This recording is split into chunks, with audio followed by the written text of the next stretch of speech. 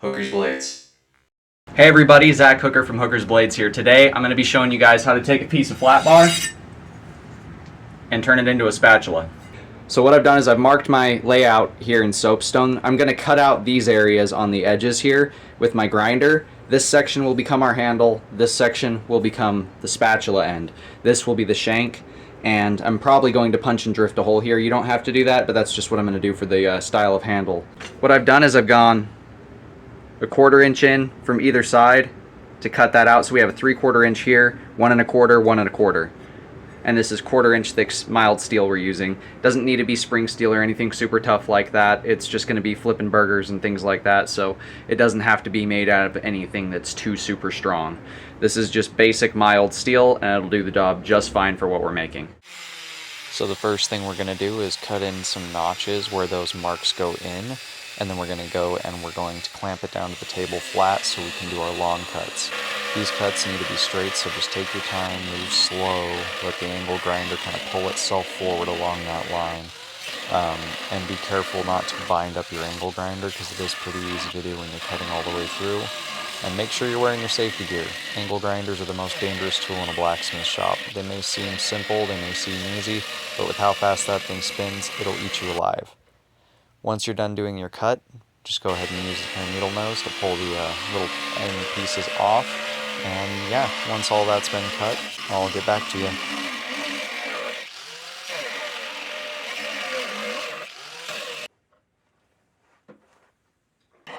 And don't forget to file all the rag off so you don't end up pricking yourself on a real sharp piece of metal. As you can see, we've now got both of our excess bits cut off. That's all material we're not going to have to worry about messing with. And then we've got our blank for our spatula. This is going to be that shank, this will be the handle, and this will be the actual spatula portion, so the actual scooping portion. Eventually we'll have a working little spatula here. So let's get it in the fire, and we'll start on the handle end so we can get that addressed first. Then we'll do the spatula end after that, and then we'll work the shank. I'm going to start off with a 1/2 inch punch that I use as a drift because it does go up to 1 inch at the top of the shank on this.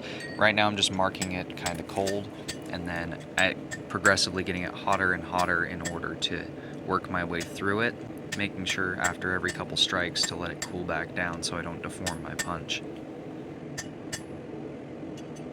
You may wonder what I'm using to hold it down, and that's just the end cut off of a really big thick piece of leaf spring, just using its weight to hold everything down when I'm punching so it doesn't fly up and hit me. And that's the hole.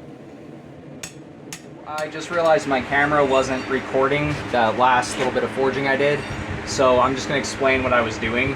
I used my little 2-pound hammer to round these shoulders where I cut those corners in, and then I just came over to the horn here and drew this out over the horn to get that nice semi-hourglass shape going. We're going to make this into kind of like a sword spatula, so I'm going to take my angle grinder now and I'm going to cut some notches in here so I can create a sword guard kind of effect coming off these sides. I've gone ahead and cut those notches in there, and I'm going to spread those out this way and this way to form little cross guard bits for this sword handle on the spatula we're making. So now I'm just using a gouge kind of half round or half moon shaped chisel that I made in order to bend these out, just so that way I don't scar the material anywhere near where I'm working. And then I'm going to use a really small little tapered square headed hammer in order to get these angled out further where I want them.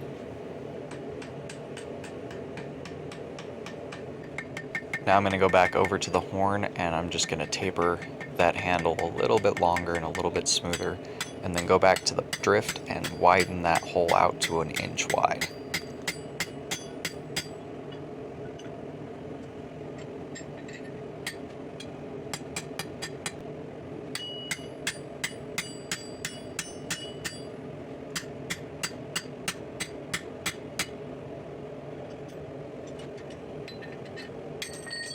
Now I'm going to go to the horn of the anvil and just use the tip of it in order to round out those corners on the end of the handle.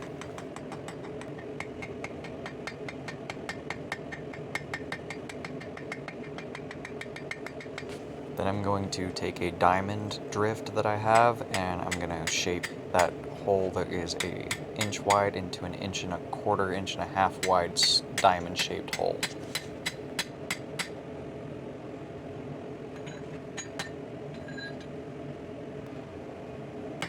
Then I'm going to go back over to the horn and draw that handle out just a little more and make sure everything's nice and smooth and symmetrical on both sides.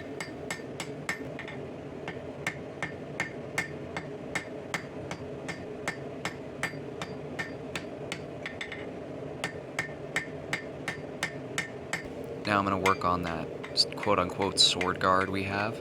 Going to be using the side and the face of the anvil in order to just taper them and thin them out, get them a little bit longer as well.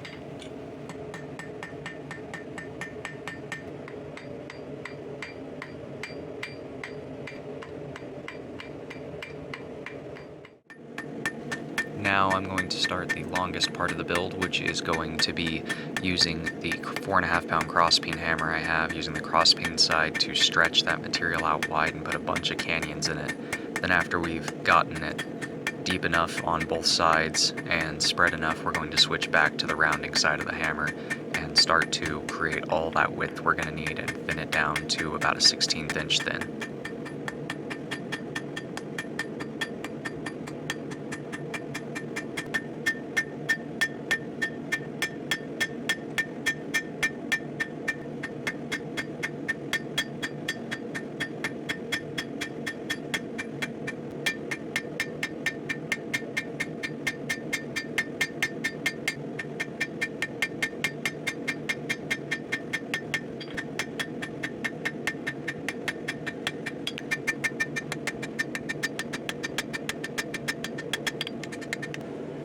Now I'm going to return to my 4.5 pound and switch between that and my 2 pound hammer in order to establish a nice long taper across this shank. I am going to end up twisting this, but I want to go from a rectangle to roughly a square as it goes up, so that way the twists kind of have a shrinking kind of look.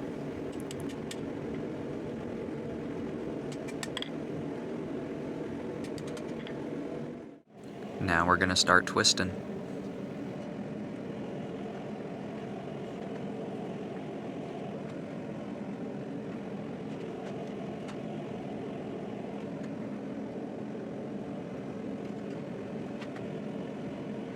So next thing we need to do is trim up the edges on this, get it a lot more symmetrical because it's a little bit uneven right now, and then use the angle grinder to cut a couple slits in here so that way we can have something to drain juices through when we are scooping with it. Remember how I told you guys to be careful about your angle grinder binding up? When you get an angle grinder, make sure it has an automatic shut-off for that exact reason. If it binds and it doesn't have an automatic shut-off, the disc might explode. And trust me, that is not something you want.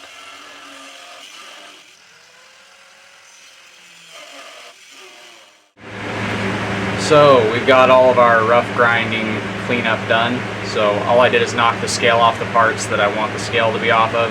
I still want this to have a rough forged kind of rustic look, so I didn't do much. All I really did is clean up that spiral a little bit so there's no sharp bits or rag on it. And yeah, it's ready to go back in the fire. So let's get it back in the fire, get this section bent, get the handle bent to the shapes we want to make this a more comfortable tool to use.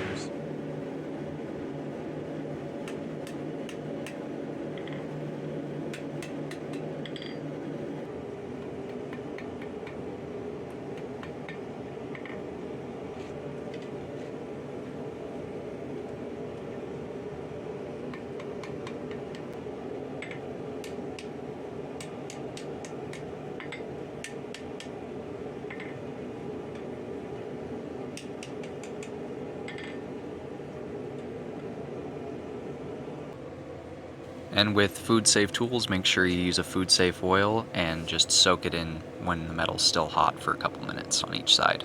That's the form we're going for. Nice bend to the handle so it fits the hand comfortably, and you can use it nice and easy for flipping burgers and whatever else you are grilling.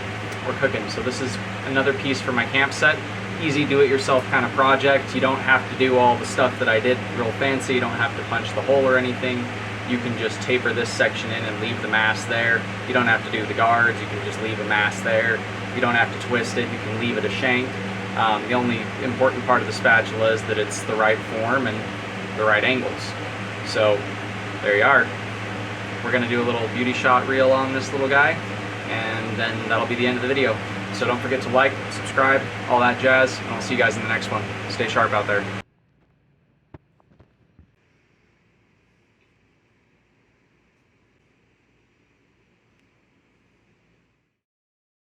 Check out our Etsy store if you're looking for a custom sharp object.